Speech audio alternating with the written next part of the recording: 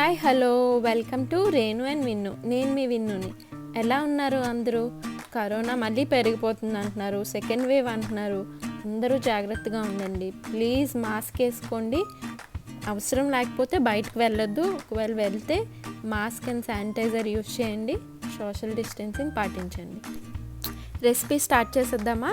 ఈరోజు రెసిపీ అయితే banana chips, అంటే అరటికాయతో చిప్స్ అన్నమాట. సో దానికోసం మనకి ఫస్ట్ అరటికాయలు కావాలి.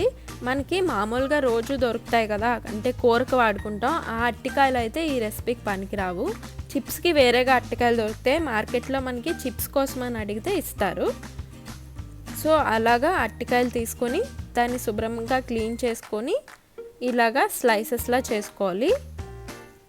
పైన పీల్ అంతా తీసేసి ఇలాగా పొటాటో స్లైసర్ అని ఉంటుంది కదా, చిప్స్ చేసుకునేది, పొటాటో చిప్స్ చేసుకునేది, దాంతో ఇలాగా చిప్స్ లాగా కట్ చేసుకోవాలి ఫస్ట్.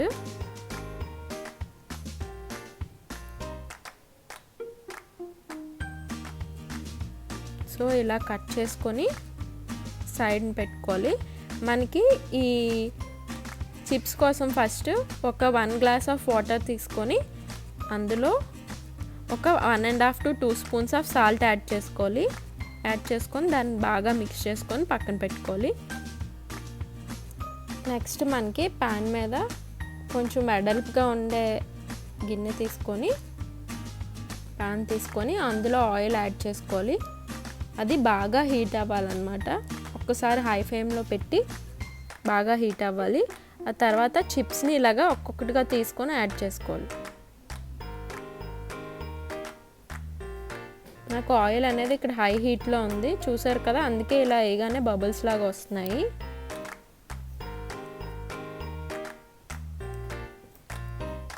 ఒకటి తీసుకొని యాడ్ చేసుకోవాలి, లేకపోతే అవి అంటుకుపోయే ఛాన్సెస్ ఉంటాయి. నెక్స్ట్ మనం వాటర్లో సాల్ట్ మిక్స్ చేసి పెట్టుకున్నాం కదా, అదొక 2 to 3 స్పూన్స్ యాడ్ చేసుకోవాలి. ఏమీ అవ్వదు, వాటర్ యాడ్ చేసుకుంటే ఆయిల్ బయటకు వస్తుంది అనుకుంటాం కదా, కానీ ఏమీ అవ్వదు, జస్ట్ కొంచెం సౌండ్ వస్తుంది అంతే. బట్ ఉప్పు అనేది దానికి చాలా బాగా పడుతుంది అన్నమాట. సో ఒక్కసారి దాన్ని బాగా ఫ్రై చేసుకొని డిష్ అవుట్ చేసుకోవడమే. ఇవి ఈజీగా చేసుకోవచ్చు మనం ఇంట్లో, అలాగే చాలా టేస్టీగా కూడా ఉంటాయి. సో ట్రై చేయండి. నెక్స్ట్ ఇది పీజియన్ ఆల్-ఇన్-వన్ కుక్కర్ అన్నమాట. ఇది ఇలాగా మనకి కుక్కర్ లాగా, అలాగే మనం కర్రీస్ కూడా ఇందులో చేసుకోవచ్చు. చూసారు కదా, ఇది మంచి హండీ టైప్లో ఇచ్చాడు. అలాగే పైన క్యాప్ వచ్చేసి స్టీల్ వచ్చింది, అలాగే కిందన నాన్ స్టిక్లా ఉంది, కానీ అది నాన్ స్టిక్ కాదు. కానీ చాలా బాగుంది. అంటే కుక్కర్లో మనం పప్పు కానీ ఇలాంటివి ఏమైనా చేసుకుంటున్నప్పుడు అది పైకి రావడం అలా అవ్వట్లేదు. చాలా బాగుంది, అందుకే నేను రివ్యూ చేస్తున్నాను. దీన్ని ఆల్-ఇన్-వన్ కుక్కర్ అని ఎందుకు అన్నారంటే దీనికి 3 క్యాప్స్ ఇచ్చాడనమాట. ఈ క్యాప్ మనం ఏదైనా కర్రీ వండుకున్నప్పుడు ఈ క్యాప్ని యూజ్ చేసుకోవచ్చు.